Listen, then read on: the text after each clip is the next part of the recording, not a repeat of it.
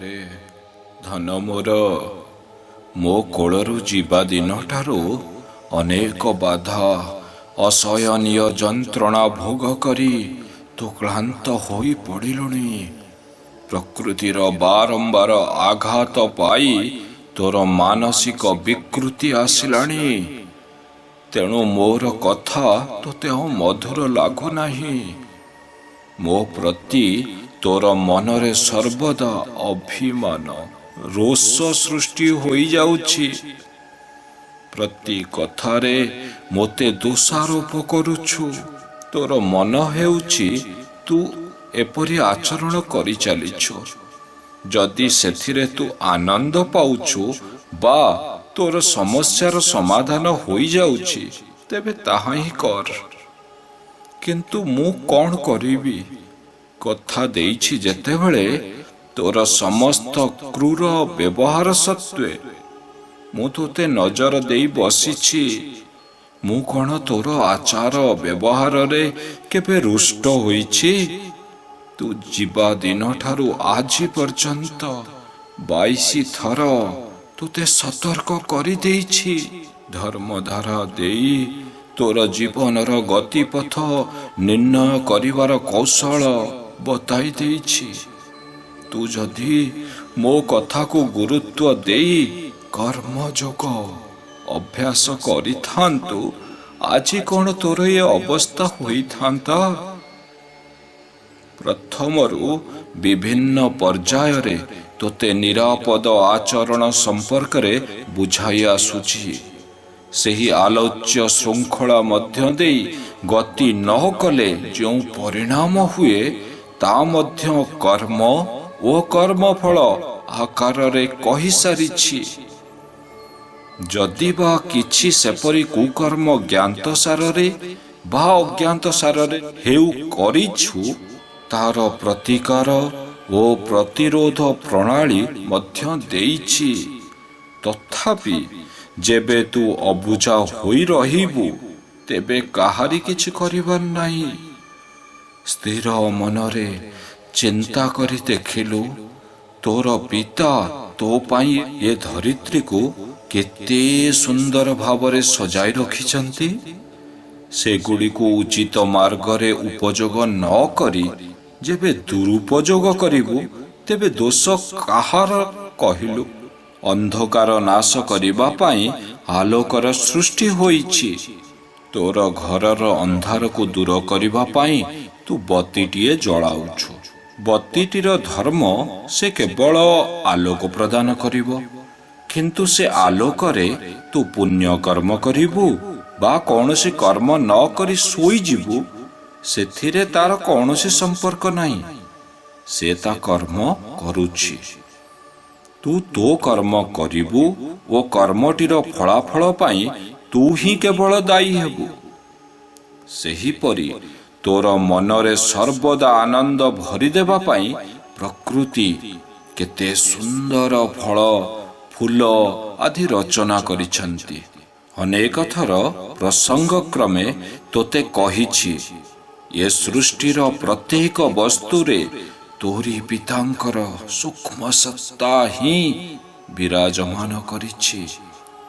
ସେ ନିଜେ ପ୍ରାକୃତିକ ସୌନ୍ଦର୍ଯ୍ୟର ରୂପ ନେଇ ତୋତେ ଆନନ୍ଦ ଦେବା ପାଇଁ ଅନେକ ଭାବରେ ଉପସ୍ଥିତ ଅଛନ୍ତି। ତୁ ଯଦି ସେହି ବସ୍ତୁଗୁଡ଼ିକୁ ତୋର ପିତାଙ୍କର ରୂପାନ୍ତରିତ ଅବସ୍ଥା ଭାବରେ କଳ୍ପନା କରି ଉପଭୋଗ କରିପାରନ୍ତୁ ଏବଂ ସେହି ଅନୁଭବ ଜ୍ଞାନକୁ ଅଭ୍ୟାସ ସୂତ୍ରରେ ସିଦ୍ଧିପ୍ରାପ୍ତ ପର୍ଯ୍ୟାୟକୁ ନେଇ ଆସିପାରନ୍ତୁ ତେବେ କେଉଁ ସ୍ତରରେ ପହଞ୍ଚି ପାରନ୍ତୁ କହିଲୁ? କିନ୍ତୁ ତା ପରିବର୍ତ୍ତେ ତୁ ସେଗୁଡ଼ିକୁ କେବଳ ସ୍ଥୂଳ ଓ କ୍ଷଣିକ ଉପଭୋଗର କାମନାରେ ନଷ୍ଟ କରିଦେଉଛୁ। ଗଛରେ ଫୁଲଟିଏ ଫୁଟି କେତେ ସୁନ୍ଦର ଦିଶୁଛି। ତୁ କିନ୍ତୁ ଫୁଲଟିକୁ ଛିଣ୍ଡାଇ ଦଳି ଚକଟି ଫିଙ୍ଗି ଦେଉଛୁ। ଚିନ୍ତା କଲୁ ସେଠାରେ କ'ଣ କରୁଛୁ? ତୋର ହାତରେ ଜମି ଖଣ୍ଡିଏ ଦିଆଯାଇଛି। ଜମିରେ ଚାଷ କରିବା ପାଇଁ ସାମର୍ଥ୍ୟ ଓ ସରଞ୍ଜାମ ଯୋଗାଇ ଦିଆଯାଇଛି। ବୁଣିବା ପାଇଁ ବୀଜ ମଧ୍ୟ ଦିଆଯାଇଛି। ମାତ୍ର ତୁ ଯଦି ଜମି ଚାଷ କରିବୁ ନାହିଁ ଓ ଜମିକୁ ପଡ଼ିଆ ରଖି ତାକୁ ଅନାବନା ଜଙ୍ଗଲରେ ପରିଣତ କରିବାର ସୁଯୋଗ ଦେବୁ, ତେବେ ଫସଲ କେଉଁଠୁ ପାଇବୁ? ନିଜର ଅପାରଗତାକୁ ବିଚାରକୁ ନ ନେଇ ଶ୍ରମ ପାଇଁ ବ୍ୟାକୁଳ ନ ହୋଇ ଅଯଥାରେ ଭାଗ୍ୟକୁ ନିନ୍ଦା କରି ଭଗବାନଙ୍କ ଉପରେ ଦୋଷାରୋପ କଲେ ଲାଭ କ'ଣ ହେବ? ଚିନ୍ତା କରି ଦେଖ। ତୋର ମଙ୍ଗଳ ପାଇଁ, ପାଳନ ପାଇଁ ତୋତେ ଯାହା ଦିଆଯାଉଛି ତାକୁ କାର୍ଯ୍ୟରେ ଲଗାଇ ଫଳ ପ୍ରାପ୍ତି ପାଇଁ ସାମାନ୍ୟତମ ଚେଷ୍ଟା ମଧ୍ୟ କରୁନାହୁଁ। ଯାହାର ମାଧ୍ୟମ ଦେଇ ତୋର କଲ୍ୟାଣମୟ ପିତା ତୋ ସମ୍ମୁଖରେ ଉପସ୍ଥିତ ରହି ତୋତେ ପୂର୍ଣ୍ଣାଙ୍ଗ କରିବା ପାଇଁ ପ୍ରସ୍ତୁତ ହେଉଛନ୍ତି, ତୁ କ୍ରମାଗତ ଭାବରେ ସେ ମାଧ୍ୟମକୁ ନଷ୍ଟ କରିଚାଲିଛୁ। କିନ୍ତୁ କେବେ ମଧ୍ୟ ବୁଝିବାକୁ ଯତ୍ନ କରିନାହୁଁ।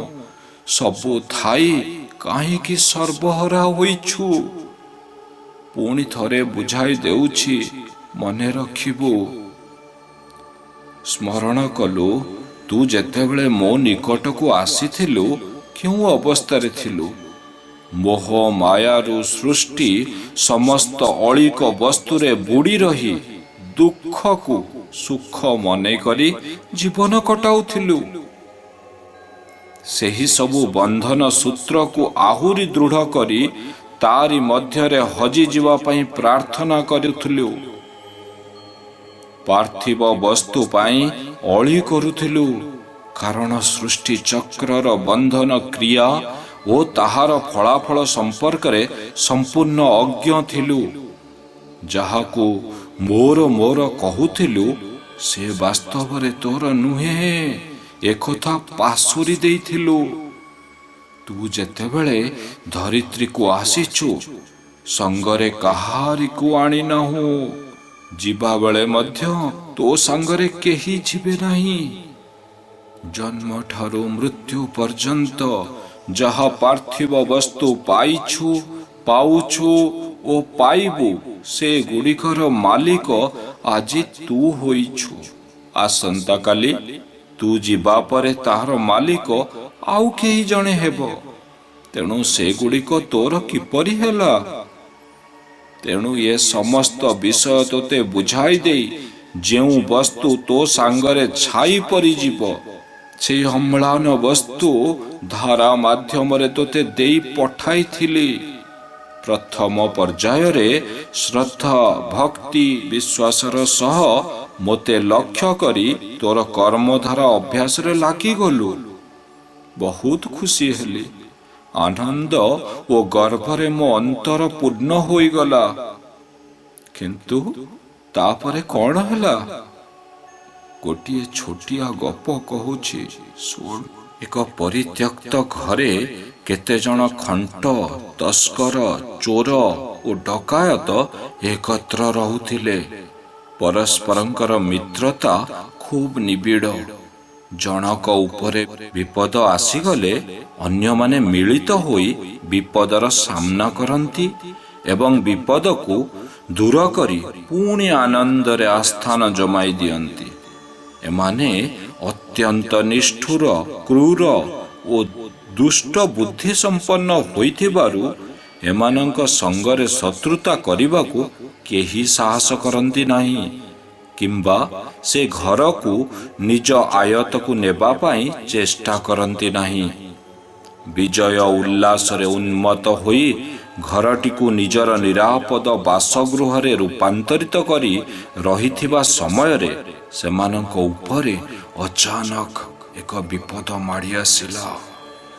ସେ ଗୃହଟି ଯେଉଁ ରାଜାଙ୍କର ଅଧୀନରେ ଥିଲା, ସେ ରାଜା ତାଙ୍କର ବିଶ୍ୱସ୍ତ ସୈନ୍ୟବାହିନୀଙ୍କୁ ନିର୍ଦ୍ଦେଶ ଦେଲେ ରାଜ୍ୟରୁ ଚୋରି, ଡକାୟତି ଇତ୍ୟାଦି ଲୋପ କରାଇ ଶାନ୍ତି ପ୍ରତିଷ୍ଠା କରାଇବାକୁ କଠୋର ପଦକ୍ଷେପ ନେବା ପାଇଁ।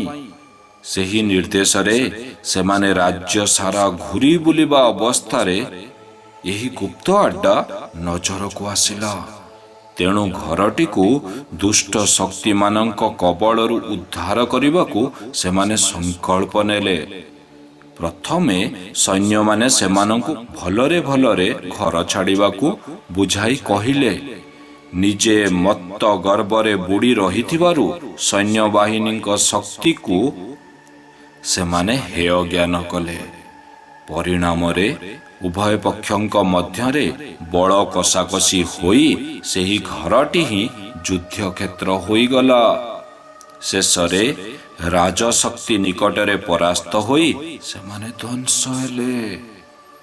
କିନ୍ତୁ ଯୁଦ୍ଧର ପ୍ରଭାବରେ ଘରଟିର ଅନେକ କ୍ଷତି ହୋଇଗଲା। ରାଜାଙ୍କ ନିର୍ଦ୍ଦେଶରେ ଘରଟି ପୁନରୁଦ୍ଧାର ହୋଇ ସାଧୁ ସନ୍ଥମାନଙ୍କର ଆଶ୍ରୟସ୍ଥଳୀରେ ପରିଣତ ହେଲା। ଏହି ଗଳ୍ପଟିରୁ କ'ଣ ବୁଝିଲୁ କହିଲୁ? ମୋ ପାଖକୁ ଯେତେବେଳେ ଆସିଲୁ, ତୋର ଶରୀର ରୂପକ ଘରଟିରେ କାମ, କ୍ରୋଧ, ଲୋଭ, ମୋହ, ମାୟା, ହିଂସା, ପରଶ୍ରୀ କାତରତା ଆଦି ଅନେକ ଛୋଟ ଖଣ୍ଟ ତସ୍କର ଓ ଡକାୟତମାନେ ଦୀର୍ଘ ଦିନ ଧରି ବସା ବାନ୍ଧି ରହିଥିଲେ ଏବଂ ତୋତେ ସେମାନଙ୍କର ଖେଳଣା ଭାବରେ ବ୍ୟବହାର କରୁଥିଲେ। ତୋତେ ଯେଉଁ ଧାରା ଦେଲି, ସେହି କର୍ମ ଯୋଗ କରିବା ମାତ୍ରେ ବୀଜମନ୍ତ୍ରର ପ୍ରଭାବ ବିଶାଳ ସୈନ୍ୟବାହିନୀର ସ୍ୱରୂପ ଧାରଣ କରି ଘରଟିରେ ଥିବା ଶତ୍ରୁମାନଙ୍କୁ ଆକ୍ରମଣ କଲେ। ଶତ୍ରୁମାନେ ମଧ୍ୟ ଅନୁରୂପ ସାମର୍ଥ୍ୟ ପ୍ରଦର୍ଶନ କରି ସେମାନଙ୍କ ଆକ୍ରମଣକୁ ପ୍ରତିହତ କରିବାକୁ ଚେଷ୍ଟା କଲେ। ଫଳରେ ସଂଘର୍ଷ ହେଲା। ଶରୀରଟି ଯୁଦ୍ଧକ୍ଷେତ୍ର ହୋଇଗଲା।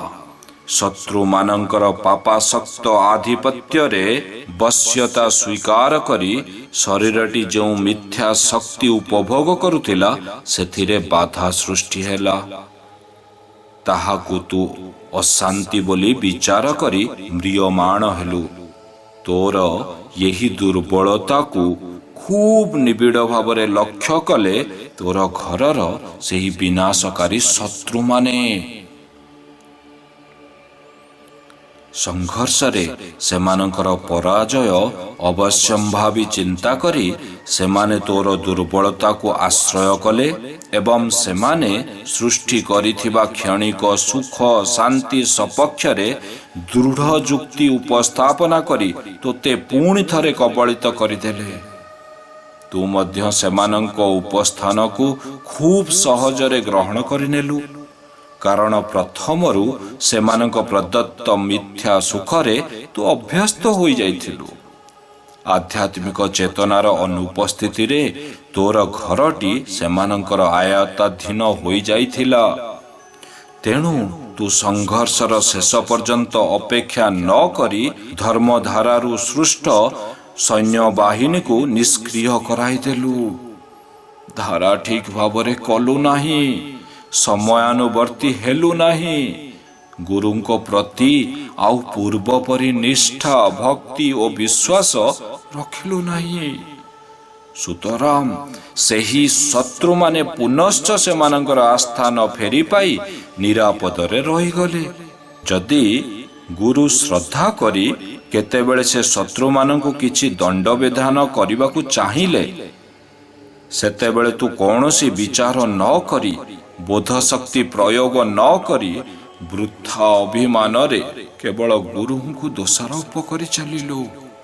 ତୋର ପୂର୍ବାପର ଅବସ୍ଥାକୁ ତୁଳନା କରି ଅନୁତପ୍ତ ହେଲୁ। ଘରେ ଶରୀର ଥିବା ଘରେ ତୋର ପ୍ରିୟଜନମାନେ ସେଥିପାଇଁ ତୋତେ ଉତ୍ସାହିତ କଲେ। ମୋ ଠାରୁ ଦୂରେଇ ଯିବା ପାଇଁ ପରୋକ୍ଷ ଓ ପ୍ରତ୍ୟକ୍ଷ ଭାବରେ ତୋତେ ବାରମ୍ବାର ପ୍ରେରଣା ଦେଲେ। ଆଜି ତୁ ସେଇ ଅଘଟଣର ଶିକାର ହୋଇ ନାନାଦି ଯାତନା ଭୋଗ କରୁଛୁ। ମାତ୍ର ଅଯଥାରେ ମୋତେ ଦୋଷାରୋପ କରୁଛୁ। ମୁଁ କଥା ଦେଇଥିଲି, ଏବେ ମଧ୍ୟ ମୋ କଥାରେ ମୁଁ ଅଟଳ ଅଛି। ତୋର ଘର ପରିଷ୍କାର କରି ପୁନଃ ପ୍ରତିଷ୍ଠା ନିଶ୍ଚୟ କରିବି। ରେ ମୋର ଅବୁଝ, ମନ ଉଣା କରନା। ଏବେ ମଧ୍ୟ ସମୟ ଅଛି। ତୋତେ ଦେଇଥିବା ଧାରା ଏବେ ମଧ୍ୟ ଅମିତ ଶକ୍ତିରେ ପୂର୍ଣ୍ଣ ଅଛି। ତୁ ଧର୍ମ ଧାରାକୁ ପୁଣି ଥରେ ସକ୍ରିୟ କରି ଆଗେଇ ନେ। ଉଚିତ ମାର୍ଗରେ ପରିଚାଳିତ କରି ତୋର ଶତ୍ରୁମାନଙ୍କୁ କବଳିତ କରିଦେ। ତୋର ଶରୀର ରୂପକ ଗୃହକୁ ମନ୍ଦିର ସଜାଇ ଦେ। ସେହି ମନ୍ଦିରରେ ତୋ ମନର ପ୍ରିୟତମ ଦେବତାଙ୍କୁ ସବୁଦିନ ପାଇଁ ପ୍ରତିଷ୍ଠିତ କରାଇ ଦେ। ତୋର ଅନ୍ତରର ସେହି ଶ୍ରଦ୍ଧାପୂର୍ଣ୍ଣ ନିମନ୍ତ୍ରଣକୁ ଅପେକ୍ଷା କରି ଏଥରକ ଏତିକିରୁ ରହୁଛି। ତୋର ଚିରମଙ୍ଗଳ କାଂକ୍ଷୀ ପିତା।